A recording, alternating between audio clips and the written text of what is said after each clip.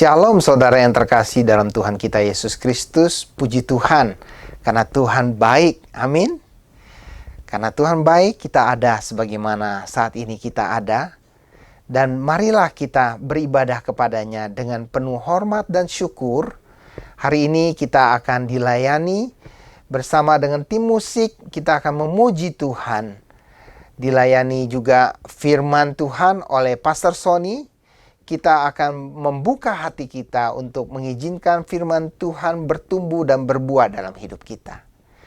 Ibadah kita pada siang hari ini kita buka dengan sebuah pengakuan bahwa pertolongan kita adalah berasal dari Allah pencipta langit dan bumi. Dan turunlah kiranya kasih karunia, damai sejahtera dan anugerah Tuhan dari Allah Bapa, Allah Anak dan Allah Roh Kudus kepada kita semua yang menyembah Dia. Haleluya. Selamat beribadah. Selamat sore jemaat yang terkasih di dalam Tuhan. Marilah kita mempersiapkan hati kita sebelum mendengarkan firman Tuhan sore hari ini. Marilah kita menaruh segala ketakutan dan kekhawatiran kita di dalam Tuhan.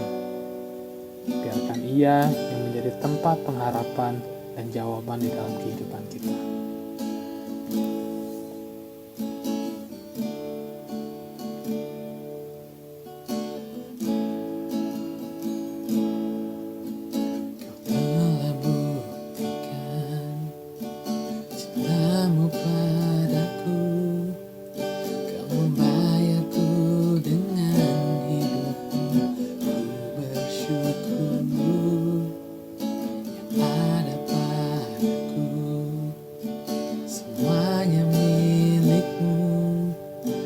Persembahkan seluruh hidupku di mezbahmu.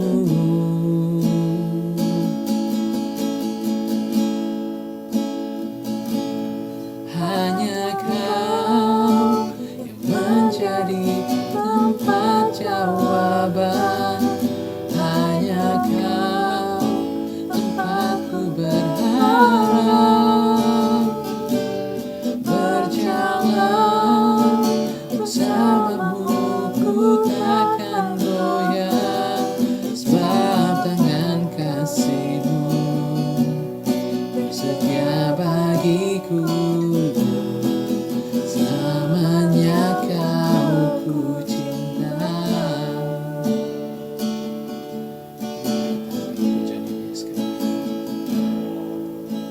Kau telah buktikan cinta-Mu padaku. Kau membayarku dengan hidup-Mu. Ku bersyukur yang ada padaku. Semuanya milik-Mu. Ku persembahkan seluruh hidupku di mezbah-Mu.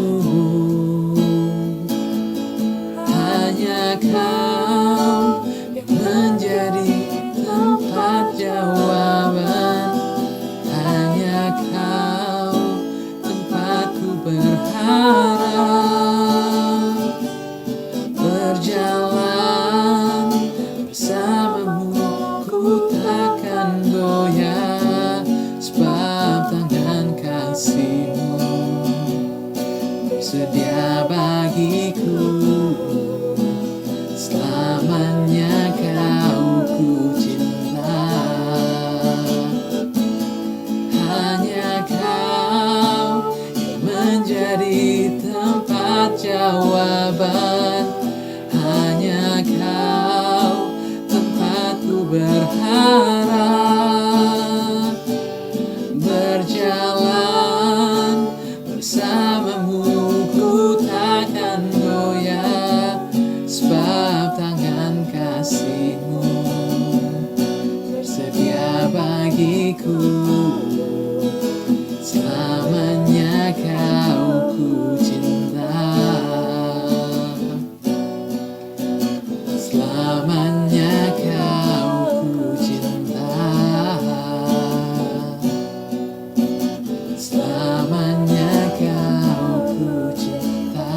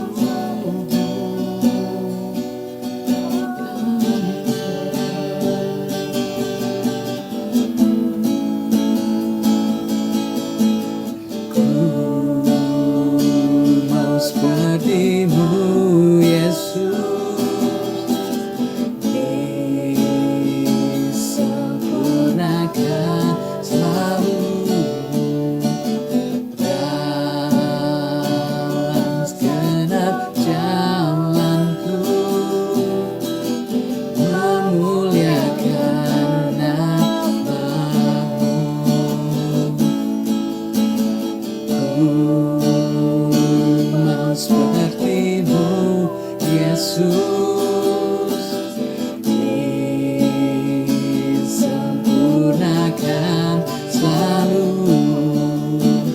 dalam segenap jalanku, memuliakan namamu, memuliakan namamu,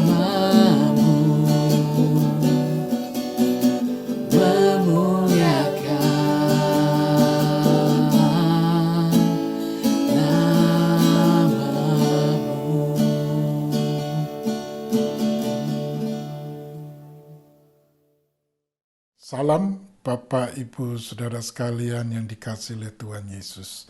Mari kita datang bersama-sama ke hadirat-Nya dan berdoa. Kami mengucap syukur hari ini diberi kesempatan untuk mendengar firman Tuhan. Biarlah hati telinga kami siap untuk mendengar apa yang hendak Kau perkatakan. Siap untuk taat ya Tuhan dan meresponi dengan baik. Kami berdoa di dalam nama Putra-Mu Tuhan Yesus Kristus. Amin. Bapak, Ibu, Saudara sekalian yang dikasihi, beberapa minggu yang lalu saya sempat menyampaikan firman Tuhan yang diambil dari surat 1 Yohanes pasal yang keempat. Hari ini saya ingin melanjutkan lagi dan saya ingin membaca dari ayat yang ke-16 sampai ke-18. 16 sampai ke-18. Kita telah mengenal dan telah percaya akan kasih Allah kepada kita.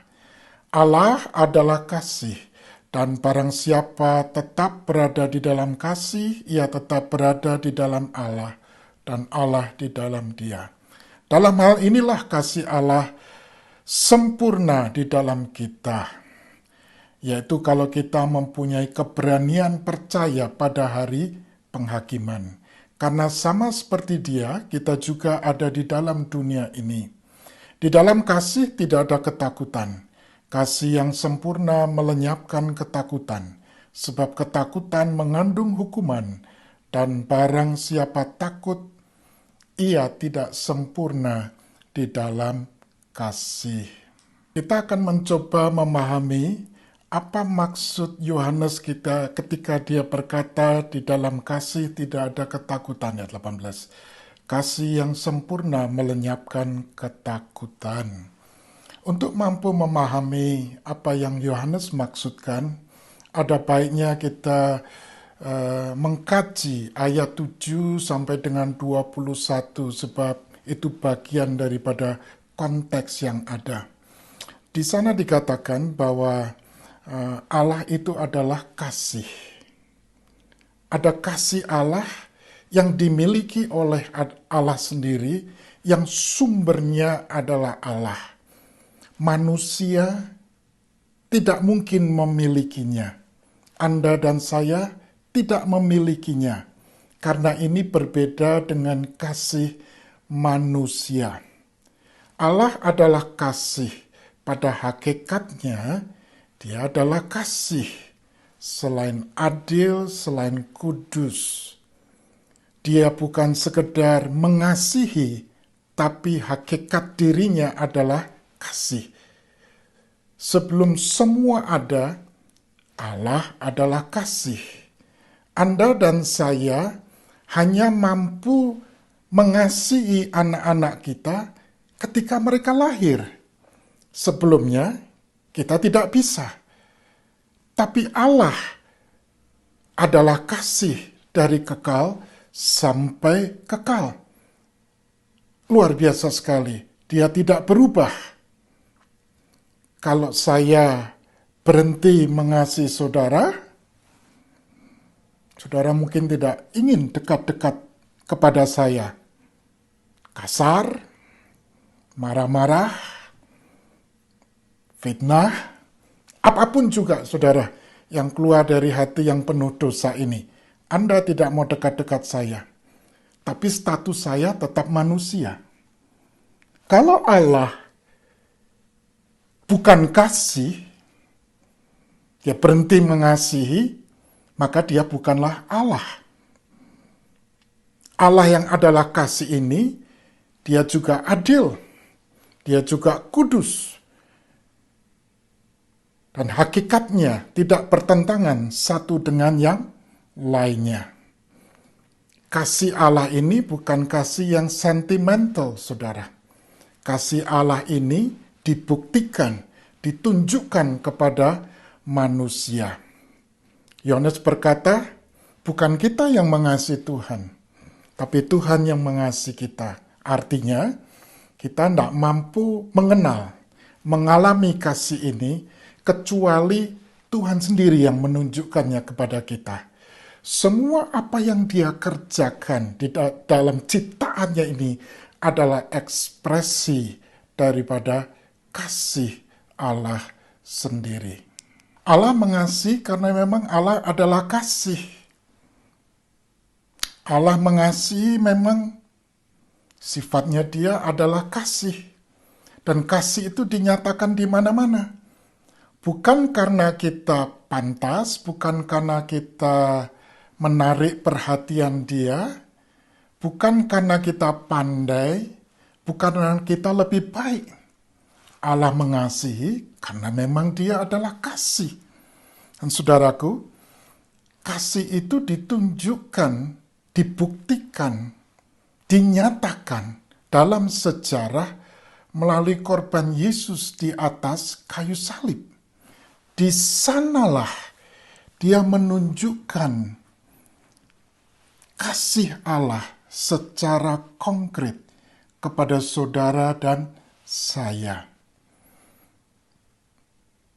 Tuhan sendiri mengambil inisiatif. Bukan kita yang mengasihi Allah, tapi Allah mengasihi kita.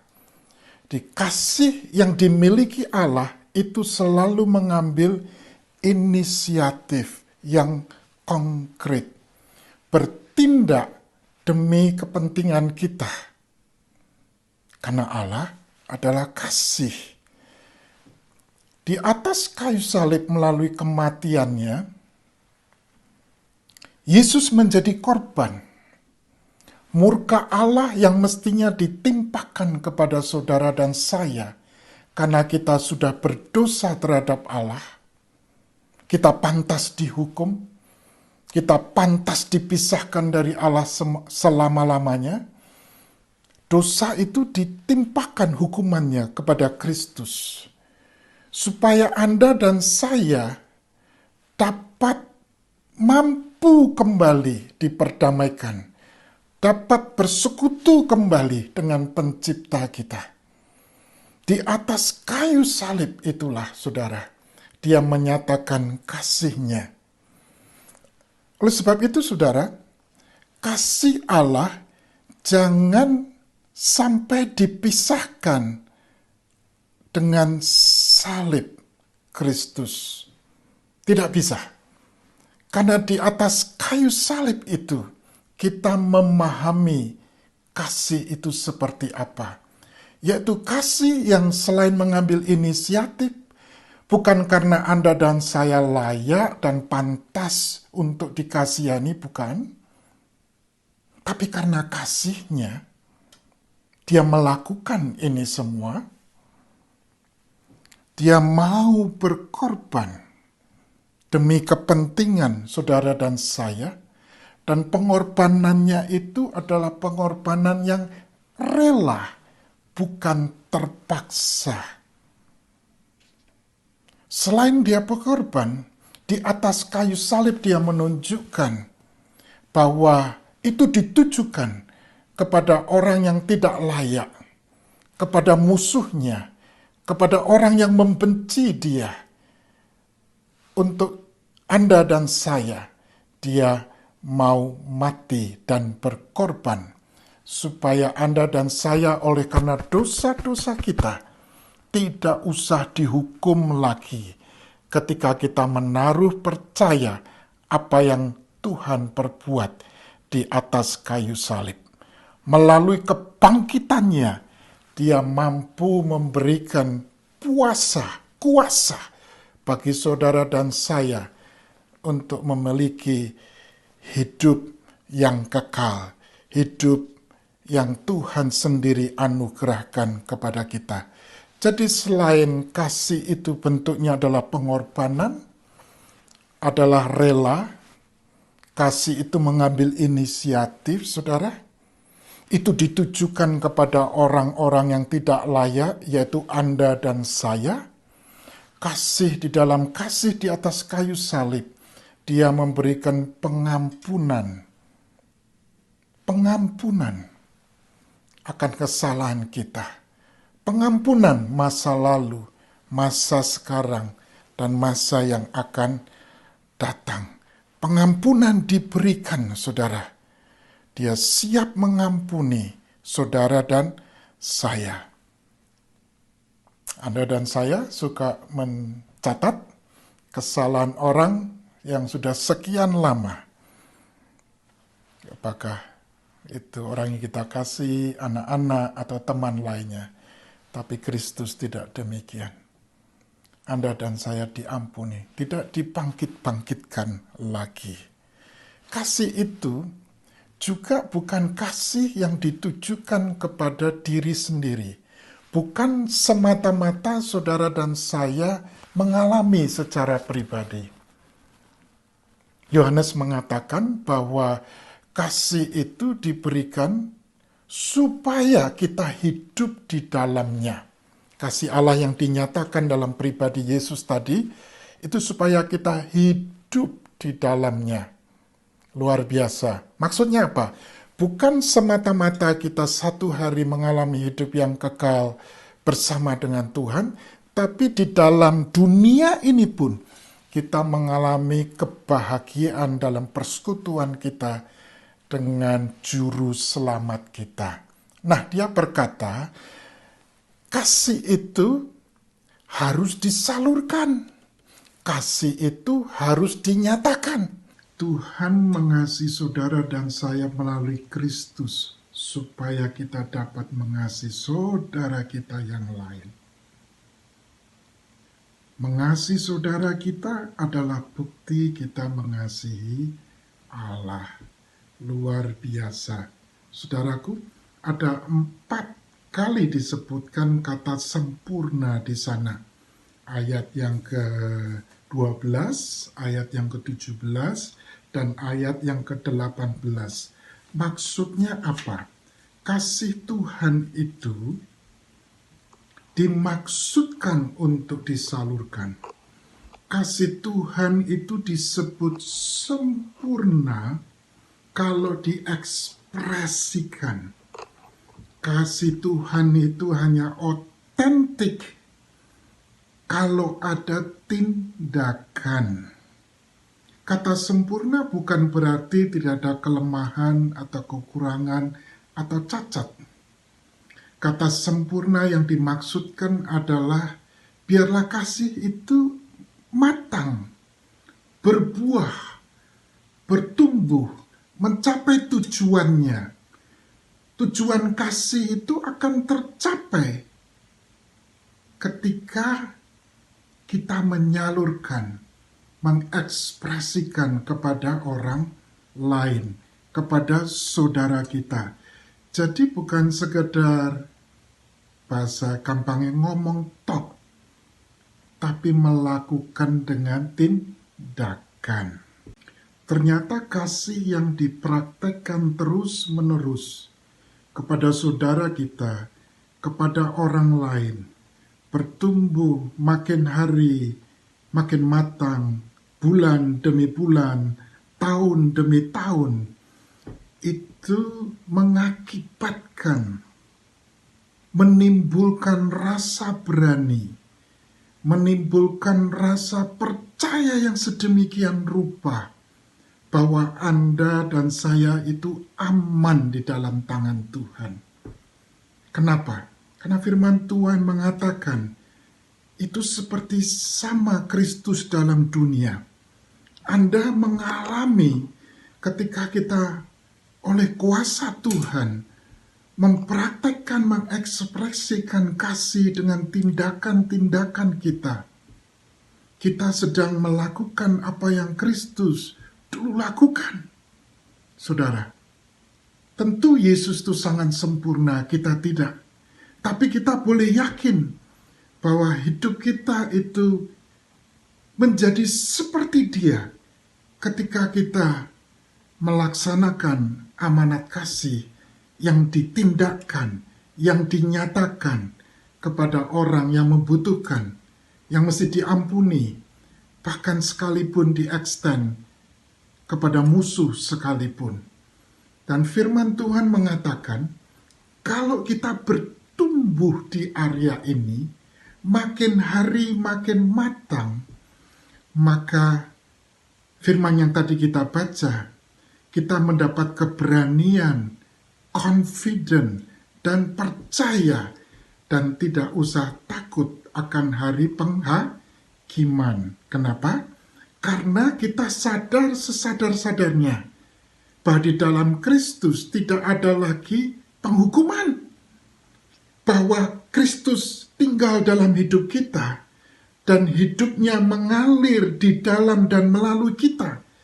Kita boleh merasa confident bahwa Allah itu ada beserta dengan kita. Jadi kata sempurna di sini, Tuhan mau bahwa kasih yang sudah dicurahkan kepada Anda dan saya itu dikembangkan, dipraktekkan. Sehingga apa, saudara? Sehingga membuat kita tidak ragu lagi. Jemaat pada abad pertama yang Yohanes layani, saudara, yang suratnya dia kirimkan, itu ragu. Apa yang terjadi pada hari penghakiman? Bagaimana nasib kita? Mereka mengalami takut. Dan Yohanes mengatakan ini karena dipengaruhi oleh pengajaran sesat, saudara. Mereka bingung sekali. Yohanes mengatakan, hei, kalau engkau hidupmu menyatakan kasih kemana-mana, engkau tidak usah takut. Tidak usah takut. Tapi kalau hidupmu tidak ditandai dengan tindakan-tindakan kasih kepada saudaramu, kepada orang lain, maka tidak heran engkau merasa takut. Kenapa? Karena tidak matang, tidak dewasa, saudara. Tuhan mau Anda dan saya bertumbuh dalam cara kita mengenal Tuhan dengan menyalurkan dan melaksanakan apa yang Tuhan minta. Apakah mudah? Tidak selalu, saudara. Apakah mudah tinggal dan melayani orang-orang yang susah untuk dimengerti? Yang menyakiti kita? Tidak, saudara. Tapi Yohanes sudah berkata, kalau memang sungguh kita lahir dari Allah, kalau sungguh kita mengalami kasih yang datang dari Allah, maka kemampuan, power itu ada di sana. Anda dan saya tinggal datang kepada kayu salib dan berkata, aku tidak berdaya Tuhan, tolonglah aku, beri aku anugerah untuk melakukannya. Jadi bukan berarti bahwa kita sampai pada taraf tertentu kita lebih baik dari orang lain. Tidak. Tiap hari kita bersandar oleh anugerah Tuhan untuk bisa melakukan ini. Tidak ada yang kadarnya lebih daripada orang lain.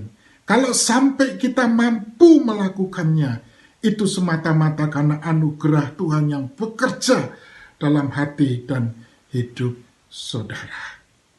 Luar biasa sekali. Dalam kasih, ayat 18, tidak ada ketakutan. Ketika kasihnya bertumbuh, bertambah dewasa, saudara diberi kemampuan untuk memahami akan kasih Tuhan itu. Saudara, ketika Tuhan itu mengampuni kita, yang mengadopsi saudara itu adalah hakim Tuhan sendiri. Dia bukan hanya mengampuni, membebaskan saudara dan saya, melimpahkan hukumannya kepada Kristus, tapi hakim itu berkata, aku angkat engkau menjadi anakku. hakim yang memberi penghakiman adalah Bapa kita sendiri. Oleh sebab itu, saudara, kalau sungguh kita mengenal kasih ini, tidak perlu ada ketakutan. Semua kita bertumbuh, saudara. Dari waktu ke waktu, kita mengalami suasana emosi yang begitu rupa. Tapi biarlah firman Tuhan ini menghibur saudara, bahwa di dalam Kristus, masa lalu saudara, hantu di masa lalu, apapun yang kita hadapi sekarang, baik masa mendatang, kalau kita mengalami kasih Tuhan yang dicurahkan oleh Roh Kudus-Nya, kalau kita mempraktekkan, menyalurkan kasih itu kepada saudara-saudara kita, makin hari makin matang, kita boleh yakin bahwa sesungguhnya Allah tinggal di dalam kita tinggal di dalam Allah. Oleh sebab itu kasih, saudara, lawan kasih ternyata bukan benci dalam konteks ini. Lawannya kata kasih adalah ketakutan. Apa itu ketakutan, saudara? Kalau kasih Allah itu adalah kerelaan, mau untuk memberi, kerelaan untuk berkorban, kerelaan untuk kehilangan, maka ketakutan adalah ketidakrelaan untuk kehilangan. Kehilangan apa? Seringkali kita memikirkan akan hidup, pekerjaan, pasangan, kesehatan, pacar, takut gagal sekolah, dan termasuk pandemi yang kita sedang hadapi. Ketika ada perasaan takut dalam konteks ini, saudara, Anda takut karena Anda tahu ada sesuatu yang secara potensial bisa hilang dari hidupmu. Jadi takut itu adalah kehilangan, tapi tidak rela. Saudara tidak rela, makanya takut. Itulah sebabnya hanya kasih Tuhan yang mampu melenyapkan ketakutan. Kenapa? Karena kalau kita mengenal kasih-Nya, kita rela kehilangan. Karena Tuhan tahu apa yang terbaik. Apa yang terbaik selalu terjadi di dalam hidup kita. For the best. For us, saudara. Demi kesejahteraan orang lain. Karena definisi kasih adalah kerelaan untuk berkorban, caring commitment, demi kebahagiaan, kesejahteraan orang lain. Jadi kalau saya menghubungkan kasih Allah kepada saya, kasih saya kepada saudara saya, apapun bisa terjadi. Ketakutan tidak usah melanda. Karena itu datang dari Tuhan. Sebaliknya, kalau objek kasih kita itu bukan Tuhan sendiri, tetapi keluarga kita, pekerjaan kita, kesehatan kita, maka ketakutan demi ketakutan akan melanda. Karena secara potensi, satu hari Anda akan kehilangan. Firman Tuhan ingin meneguhkan kepada saudara, pada hari ini, ingat baik-baik, hanya kasih yang bisa melenyapkan ketakutan. Kasih yang berlandaskan kepada kedaulatan Tuhan. Tuhan yang memikirkan kesejahteraan saya. Dia yang mempertanggungjawabkan masa depan saya. Dia yang menanggung kehidupan kekal saya. Saya bisa mempercayai Dia. Itulah saudara, maka kasih itu bisa lenyap. Ketika saya percaya akan wahyu kasih Kristus akan hidup saya,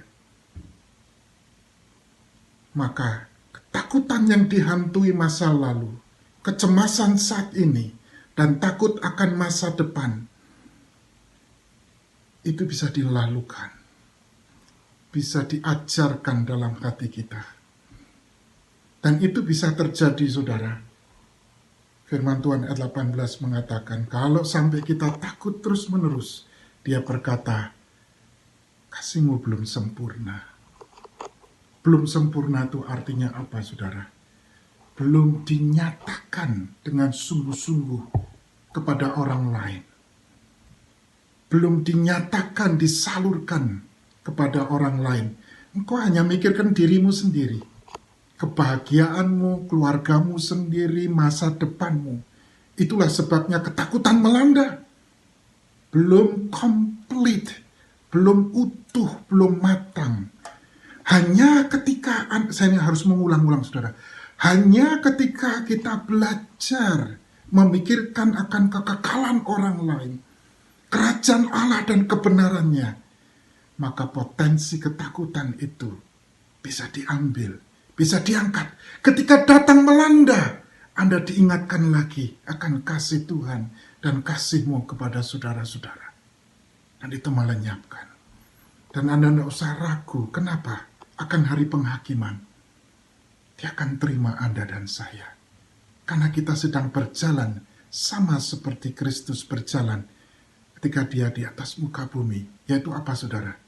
Mengasihi Tuhan dan mengasihi sesama. Amin. Luar biasa. Ini menghiburkan hati saya. Ini memberikan inspirasi. Paulus berkata, kasih Allah yang mendorong aku. Terus menjadi motivasi di dalam cara dia melayani gereja-gereja Tuhan. Cara dia mengorbankan diri. Bukan dengan terpaksa, tapi dengan rela hati. Karena kasih sudah melanda kehidupannya begitu rupa. Luar biasa. Ketika saudara pertama kali menikah, kita menyangka bahwa kita sudah mengasihi pasangan kita begitu rupa. Heboh, saudara. Hati meletup-letup. Wah, kita merasa sangat sayang, sangat mengasihi. Saudara, kalau melihat ke belakang, ternyata kadar kasih kita 5 tahun pertama dengan 5 tahun berikutnya berbeda. Ya, 15 tahun berikutnya berbeda. Mengasihi. Tapi jenis kasih yang saudara miliki saat ini adalah kasih yang sudah didewasakan. Kasih yang membuat saudara tentram dan aman. Saudara tahu semua kelemahan pasanganmu. Saudara tahu semua kekurangan pasanganmu. Tapi Anda hidup dengan komitmen dan dari situ keluar kebahagiaanmu. Itu yang membuat saudara tidak takut. Membuat aman. Dan begitulah gambarannya cara kita mengiring akan Tuhan. Tidak ada yang bisa menghapus rasa takut akan penghakiman daripada menyadari bahwa kasih saya kepada orang lain itu datang daripada kasih Tuhan terhadap saya. Ayat 19, kita mengasihi karena Allah lebih dahulu mengasihi kita. Jadi kasih kita kepada saudara-saudara kita adalah merupakan satu kepastian, satu keyakinan, satu keberanian. Kalau satu hari nanti menghadap Tuhan, Dia terima kita dengan sepenuhnya. Karena kita membuktikan kasih Allah dalam hati kita dengan cara mengasihi orang lain, terutama saudara-saudara kita sendiri. Kemudian Yohanes menutup surat ini dengan mengutip ayat 20.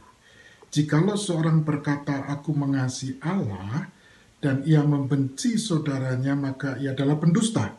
Karena barang siapa tidak mengasihi saudaranya yang dilihatnya, tidak mungkin mengasihi Allah yang tidak dilihatnya. Kesimpulannya begini, ada Allah yang tidak kelihatan, ada saudara yang kelihatan. Mudah sekali untuk berkata, aku mengasihi Tuhan, karena tidak kelihatan. Tapi Tuhan mau berkata, wait a minute, tunggu dulu. Kalau engkau berkata engkau mengasihi aku, bagaimana dengan saudaramu? Bagaimana dengan sesamamu? Kamu tidak suka dia, kamu benci dia, kamu memfitnah dia, kamu melukai dia. Sorry, kamu bohong. Kira-kira begitu, saudara ya. Saudaramu yang dilihat itu artinya apa? Orang yang terdekat, yang kita temui, tidak jauh dari kita, mungkin keluarga kita, mungkin teman sepersekutuan, segereja kita. Sudah tidak usah jauh-jauh. Mudah untuk mengasihi orang yang tidak kelihatan di tempat terpencil mana. Kita bisa mengasihi, bisa mendoakan, bisa menangisi. Tapi Tuhan mau berkata, kalau engkau berkata mengenal aku, mengasihi aku, lihat saudaramu sendiri. Bagaimana kadar persekutuannya dengan hidupmu. Bagaimana love life-nya. Saudara, kita ingin menghindar dari kenyataan ini. Tapi Tuhan berkata begini, 3 hal jangan dipisahkan. Kasih Allah yang dinyatakan kepada kita, kasih kita kepada Allah yang bisa hanya dibuktikan melalui kasih kita kepada orang lain. Tidak bisa menghindar. Sebab kalau tidak demikian, Yohanes berkata, kamu tidak mengenal Allah. Kamu tidak dilahirkan dari atas. Wah, itu menantang. Tapi ini adalah kasih yang otentik, saudara. Kenapa? Karena Tuhan ingin memunculkan kehidupan seperti Kristus dalam saudara dan saya. Mudahkah? Tidak. Tidak mudah mengasihi orang yang menyakiti saudara. Tidak mudah mengampuni orang yang melukai saudara. Tapi kalau kita berkata kita mau mengiring Tuhan, dia berkata kapasitasnya ada di sana. Kuasanya ada di sana. Engkau akan sanggup melakukannya. Karena aku tinggal oleh Rohku di dalam hatimu. Ini yang Yohanes maksudkan, saudara. Karena pada waktu itu ada orang-orang yang berkata, mengajarkan, tidak penting. Penting kita mencintai Tuhan. Benci orang tidak apa-apa. It's okay. It's okay. Kita kan manusia. Yohanes berkata, that's not so. Itu tandanya. Itu buktinya kamu mengasihi Allah. Kalau engkau mengasihi saudara. Tuhan tolong kami semua. Tuhan tolong saya. Tuhan tolong gerejanya. Sebagai penutup, saya hendak membaca dari Ibrani pasal 10, ayat 24 dan 25. Dan marilah kita saling memperhatikan, supaya kita saling mendorong dalam kasih dan dalam pekerjaan baik. Janganlah kita menjauhkan diri dari pertemuan-pertemuan ibadah kita, seperti dibiasakan oleh beberapa orang. Tetapi marilah kita saling menasihati dan semakin giat melakukannya menjelang hari Tuhan yang mendekat. Saudara, tidak bisa tidak. The way cara kita mempraktekkan kasih adalah ketika kita berdekatan satu dengan yang lainnya. Mungkin kadar kasih kita itu hanya sampai sejauh keluarga kita. Mungkin kadar kasih kita hanya sampai sejauh orang-orang yang juga senang dengan kita. By the way, orang yang belum mengenal Tuhan juga melakukan yang sama. Tapi begitu Allah menempatkan saudara di satu wadah oleh kedaulatannya, disitulah saudara dan saya hendak diubahkan oleh kuasa Roh Kudus. Saling memperhatikan hanya bisa terjadi ketika saudara berdekatan. Saling mendorong dalam kasih hanya bisa terjadi ketika saudara berdekatan. Pekerjaan baik. Dan di situ katakan, jangan jauhkan dirimu dari pertemuan ibadahmu. Seperti dibiasakan beberapa orang. Saling nasihati, itu hanya bisa berdekatan. Dalam konteks itulah, saudara,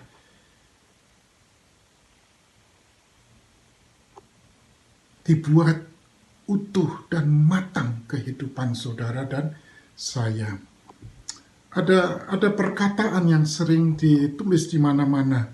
I love Jesus but not the church. Ini problematik, saudara. Yang penting aku cinta Yesus. Aku tidak perlu cinta saudara-saudaraku. Tidak perlu cinta orang gereja. Pokoknya aku dan Tuhan. Gereja tidak ada bagian di dalamnya.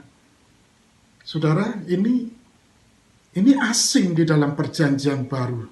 Sebab ekspresi dalam gereja lokal, di mana Anda dan saya bertumbuh di dalamnya, itu mutlak. Dalam masa pandemik ini, saudara, kita terpaksa dalam beberapa saat ada keterbatasan untuk tidak bisa bertemu. Kita berjumpa secara virtual, kita mencoba menelpon, mencoba kalau memungkinkan untuk saling mengunjungi, tapi belum bisa berjumpa bersama-sama as a gathered church, gathering community, saudara. Saya berharap tidak ada yang berkata bahwa, oh, sekarang ada YouTube bisa online.